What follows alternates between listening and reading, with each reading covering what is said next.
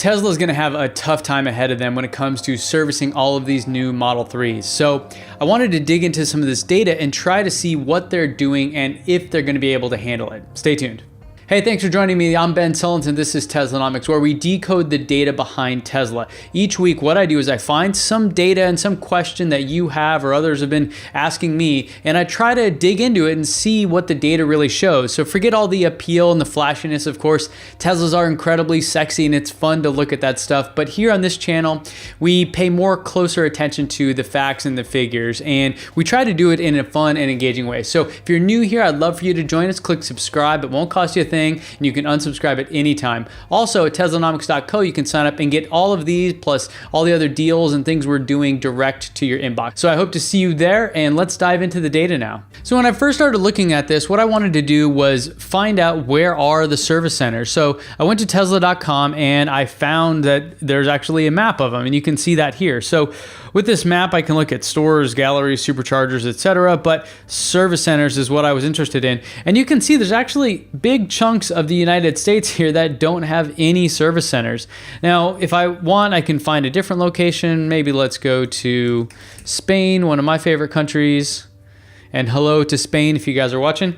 And you can see, yeah, there's there's not much going on here. It looks like, I don't know why it put me on France. Yeah, so there aren't any service centers in Spain according to this. That sucks, and that's going to be a challenge for already existing owners. But of course, this map here doesn't tell us the whole story, so I wanted to dig a little deeper, as I often do. And what I found on Tesla Motors Club, the forum where tons of owners and enthusiasts like you and me are sharing information and having good discussions about, a lot of people there were talking about this already, and one user in particular, the same one that gave us the data about the supercharger stats, gave us some data here about historical tracking for service centers. So this comes from a Google sheet that he shared with me, and you can see that he's just updated it recently for Q1 of 2017. So it's perfect timing here to take a look at this. Now, what he's trying to do here, similar to the supercharger analysis, is look at the Tesla fleet, all of the cars that are there, plus the number of service centers, and find out what the ratio is, the number of service centers to Tesla cars. Now, of course, at the global scale, just like superchargers, it doesn't really mean anything, because who cares if there's a bazillion service centers in one part of the world if I live across an entire ocean? It doesn't mean anything to me. So we have to focus this data in. We actually have to kind of localize it so that it makes sense. So in his analysis, he has some really good tables here where he explains the Tesla fleet, how it's growing, as well as each different country and what the ratios are there, and kind of color coding it. So I'll put a link to this spreadsheet here and the forum thread on Tesla Motors Club if you want to go get more involved or check these numbers or even contribute to it. So you can check that out in the description down below. Now, what I had to do was to actually parse this data a bit. So when I'm looking at this data, I had to actually pull it into a single sheet, and maybe I can make this a little bit bigger for you so you can see it. So basically I have the region, the measure, whether it's the Tesla fleet, the service centers, or the ratio itself. And then going from left to right, I have all of the different quarters. So this is measured quarterly, or at least what this user has been doing was collecting these numbers every quarter. Remember, Tesla doesn't actually publish these numbers, but on the Tesla Motors forum, you'll actually see where he gets the data from. So it's all legit, and you can double check it and dig in really deep if you want to. So what's going on here is this data I had to actually put into this format in order to then analyze it and visualize it. So this gave us this historical view, and that's helpful because it really tells a much more richer picture. Let's take a look. First, the thing I did was I wanted to see how are they growing, and what you're seeing here on top are the service centers, the number of service centers, and on the bottom, the fleet, how many cars there are. And it's color-coded here by the actual country or the region, not always a country, but you guys see global, USA. And this chart, without being too detailed, it's actually not that useful, but it did show, at least at the global level, just the trend there of how those things are going up versus the service centers are pretty flat. Now, you may be asking yourself, okay, well, that's nice, but let's look at the growth. Let's actually look at the change, because that's kind of more important. Now, if I do that, I'll go to my comparison tab here, and this data and these charts and everything are available at teslanomics.co, as well as if you're on the email list, it'll be sent to you directly, and you can actually download this stuff and play with it on your own computer if you want to. But this chart here is the service center to fleet comparison. On top, what we have are the growth comparisons. So the orange line is the Tesla fleet, and it's going up and down because it's the growth. It's not just a cumulative number that keeps going up and up. That's not helpful. It doesn't really tell us what's going on. Then the bottom number is the number of service centers, and you can see how that changes as well. Now, in general, they actually correlate pretty well. The fleet, as the growth slows on that, so does the growth on the service centers.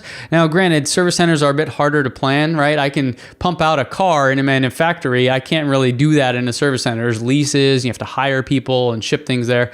Whole different ball game. But you can see it actually correlates and trends fairly well. Now, in Q1 of 2017, the good news so far is that they're actually bumping it up. You can see the service centers just jumped globally in terms of the growth and the number of them. Now, the way this works, and I like to make every one of these interactive for you, is you can choose which region you're actually interested in on the right side. So if I lived in Canada, I can go click on Canada, and I can see there I had very little, or 4 service centers overall. And boom, now I have 5, so I have this big spike. Yeah, it's only 1, I know, but you can select each different region. Let's go to the United States, where I know we have a lot. And it updates both charts. The top one there is that comparison, and the bottom is the ratio. So on the bottom, you're seeing that ratio of the number of Tesla cars to service centers. You can see we're up to about 1,841, but honestly, this curve is pretty mellow. It's not super steep.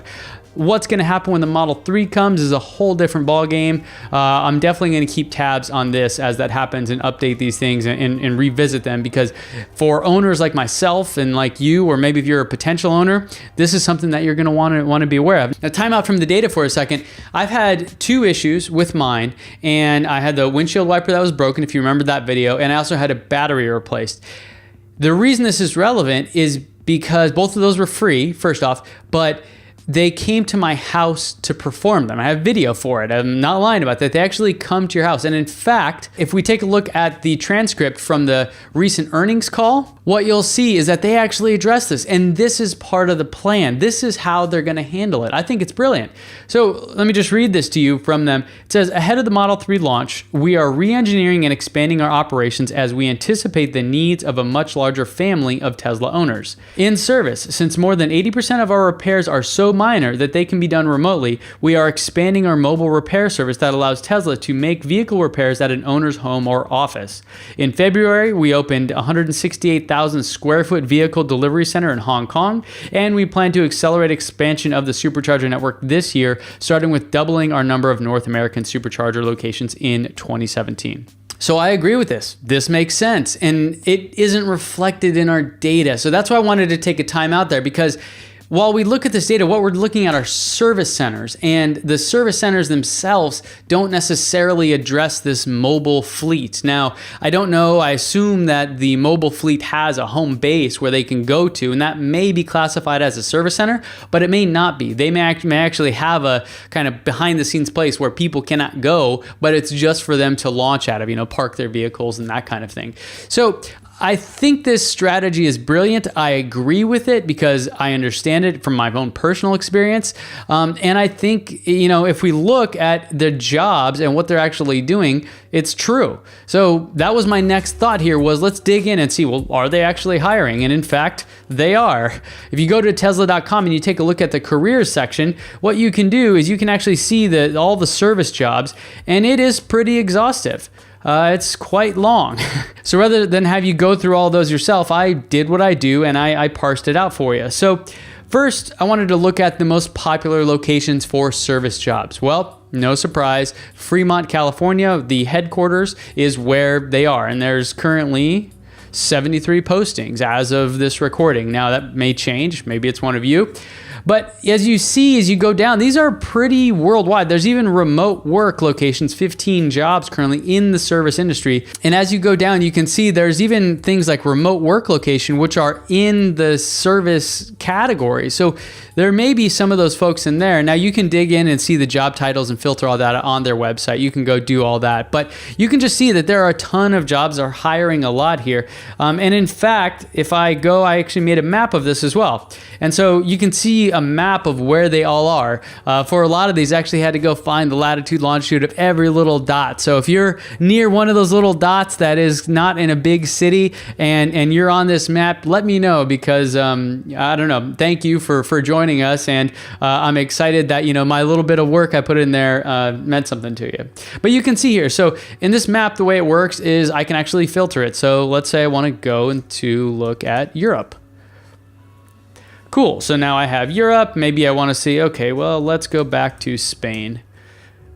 All right, and we've got a few options here. There's one in Portugal and Lisbon. There's 3 jobs in Madrid, and there's 2 jobs in Barcelona. All wonderful cities that I would love to work in and live in. So there's that. But this map is going to help you, I guess, just check this out. And really, the whole point of this was to emphasize again that Tesla is doing a lot, and you can see that from the service center spike globally, as well as a lot of the different regions. And this data, I think, is even more telling, because we may not know about all the different rangers and people that are doing this work, because all we're looking at are the service center numbers. So there you have it. Tesla's doing quite a bit here to prepare for the Model 3 to land. And I think they're really focusing on it. They understand that it's a whole ecosystem. It's not just the product itself. But I want to know, is it going to be enough? What do you think? Do you think that all the efforts here, the service center expansion, the doubling of the Super, is it really 400,000 cars is a lot? And if you are a current owner, I'd love to know what your experience has been. For me, it's all been remote. I know that there are some horror stories out there, as you can imagine with any manufacturer, but I just would love to hear your thoughts on it down in the comments below. And if you're not already, you can check us out on Patreon as well, where we have a much more direct relationship. So you can go to patreon.com/Teslanomics and learn more about that there. And for those of you that aren't on our email list, please go to teslanomics.co and do that. You'll get things like $1,000 off a Tesla, upcoming ebooks, t-shirts, all kinds of fun stuff. And it's just an easier way, so you don't have to keep coming back and forth between YouTube. It just comes direct to you whenever we publish stuff. So thanks for joining me again, and I will see you back here next time.